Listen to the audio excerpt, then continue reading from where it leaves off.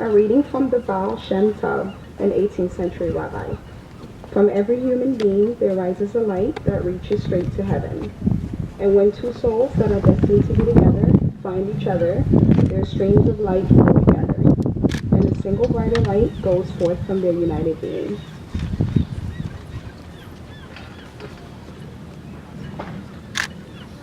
Good afternoon. On behalf of David and Tiffany and their families, I'd like to welcome you to this joyous celebration. Before we get started, I just want to take a moment to recognize a couple of people who aren't here with us today. Unfortunately, David lost his father a number of years ago, and last night his mother Sharon got sick and also won't be able to be here with us today, but she'll be in all of our thoughts. A wedding serves many functions. At the center, it's a legal practice of joining two lives made more personal through shared rituals and an exchange of vows. Yet, it's much more than that. It's also a chance for us, friends and family, to get to know Tiffany and David as a family of their own, to celebrate their love, and to admire their commitment to one another, and to see that each is in good hands. So let us begin by telling their story, how Tiffany met David, and how David met Tiffany. Theirs is a 21st century love story. After moving to DC, Tiffany quickly found a nice new apartment and set up a series of dates on the internet. It's not that bad. The dates were fine. Not great, but fine. A couple, maybe even worth following up with. Yet there was something special about this David guy that she'd been talking to online for about a month or so. There was something about him, something that told her to meet with him before scheduling any of those follow-up dates. And so it was on April 7th, David remembers the date, 4 years ago, that they had their first date. A date which almost wasn't. You see, they arranged to meet for drinks. Tiffany was running late. Well, very late. Fortunately, David decided to wait it out. He had a beer, actually a few beers. But when Tiffany arrived 45 minutes late, a bit flustered and embarrassed, David didn't even bat an eye. And they connected immediately. They talked about their families, about music, about work. As David said, we talked. I think we just enjoyed the hell out of each other's company right straight away. And Tiffany had an out that night in case the date didn't work out. A potluck dinner at a friend's house. But instead of using it as an opportunity to say goodbye, she brought David along, and they've been inseparable since. In these 4 years they've been together, they've built their shared lives. They've taken classes together, guitar and motorcycle. They cook together. They make decisions together. Even when traveling, they call each other and speak every day on the phone. They care about and they take care of each other. Tiffany once told me that seeing David in the evening is my favorite part of the day. No matter what frustrations or disappointments I've carried through the day, they evaporate when I come home. As David says, their relationship just feels like home.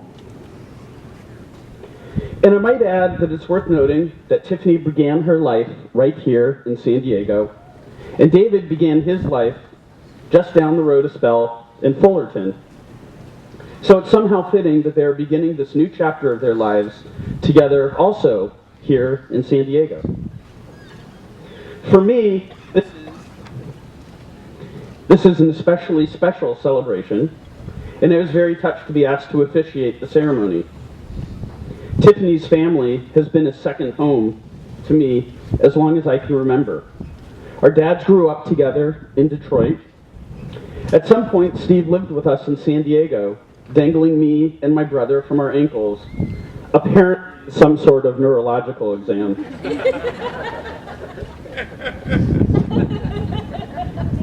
Yeah, I don't buy it either. He brought us toys that fired explosives, which our mother ensured only our eyes, but not our hands, would savor. And several years later, after we had moved further north to Los Angeles, Steve introduced us to this wonderful, warm woman, Alix, who just seemed to make everything more colorful. My brother and I served as attendants at their wedding, and though we were in Los Angeles, our families continued to visit each other often.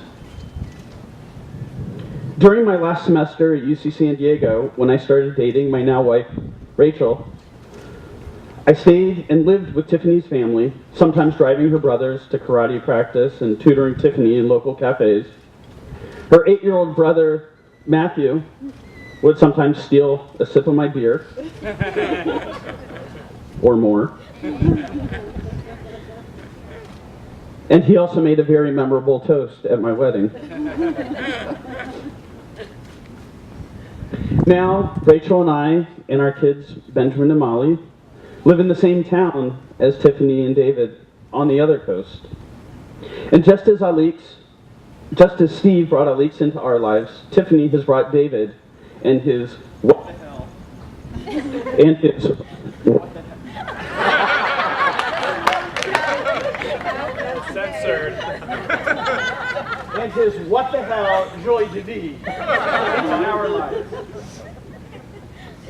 Tiffany and David share meals and holidays just as my family shared meals and holidays with Steve and Alix throughout my youth and college years.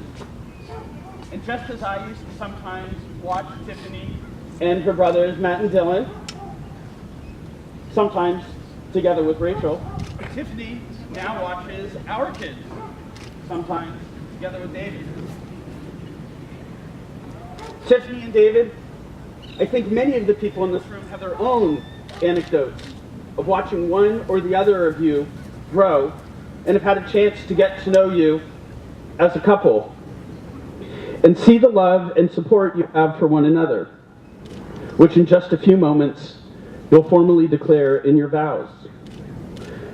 But you should not forget that you two are also part of a greater community of family and friends, both those that are here today and those who are here in spirit. And together, perhaps, we can all take a moment and pledge our love and support for you on this joyous day. So I invite you all to join me in the refrain of "We Do" after I recite the following pledge. Do you solemnly swear to love and support David and Tiffany in sickness and in health, in good times and in bad, with or without children, be they little angels or little devils or somewhere in between? We do.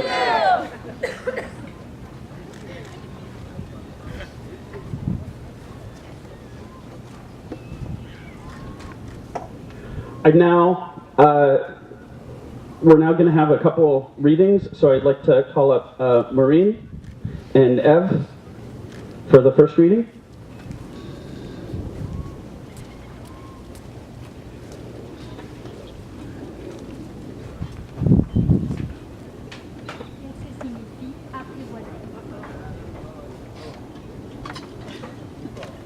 Qu'est-ce que signifie apprivoiser? C'est une chose pour oublier, dit le renard. Ça signifie créer des liens. Créer des liens? Bien sûr, dit le renard. Tu n'es encore pour moi qu'un petit garçon. Tout semblable à 100 petits garçons, je n'ai pas besoin de toi. Et tu n'as pas besoin de moi non plus. Je suis pour toi qu'un renard semblable à 100 000 renards. Mais, si tu m'apprivoises, nous aurons besoin de l'un de l'autre. Tu seras pour moi unique au monde. Je serai pour toi unique au monde.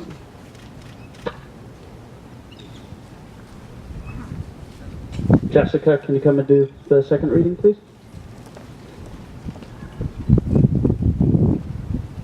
Reprise. Geniuses of countless nations have told their love for generations, so all their memorable phrases are common as goldenrod or daisy.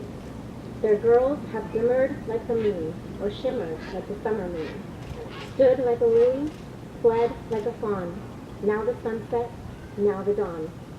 Here, the princess in the tower, there the sweet forbidden flower.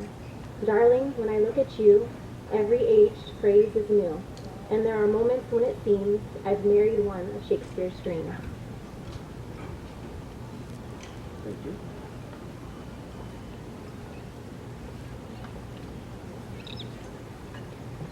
Tiffany, David, it's your turn.